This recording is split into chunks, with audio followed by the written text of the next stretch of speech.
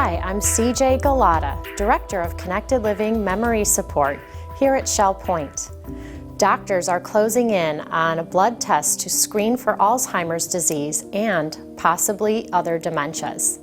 There are still a few years out of seeing this in the clinic. With scans or spinal fluid tests being costly or impractical, a blood test can be used earlier and in clinic to target those who would benefit from going on to further testing with the hope of getting an earlier diagnosis and to treatment earlier before symptoms become obvious.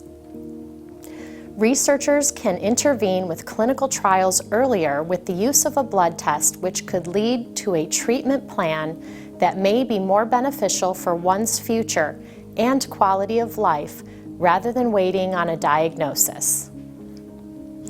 Researchers from Washington University School of Medicine in St. Louis report that they can measure levels of the Alzheimer's protein amyloid beta in the blood and use such levels to predict whether the protein has accumulated in the brain. When blood amyloid levels are combined with two other major Alzheimer's risk factors, age and the presence of the genetic variant APOE4, people with early Alzheimer's brain changes can be identified with 94% accuracy. Without those risk factors, researchers determined between the blood test and PET scan an 88% accuracy, which is very promising, but not accurate enough for a clinical diagnostic test threshold. The study done was able to find some people tested positive in the blood test, but negative in their PET scan.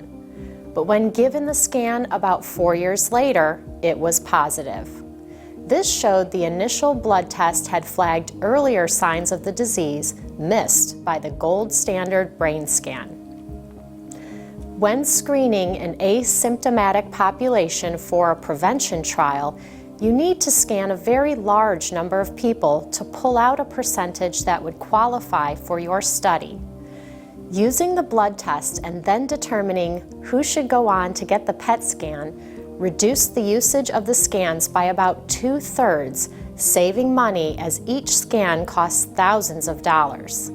Reducing the number of PET scans could allow researchers to conduct twice as many clinical trials for the same amount of time and money when utilizing the blood test.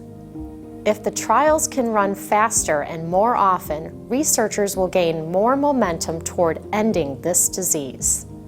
If you have any questions about memory support across the continuum here at Shell Point, do not hesitate to contact me at christinegalata@shellpoint.org or call me at 415-5575. Thank you.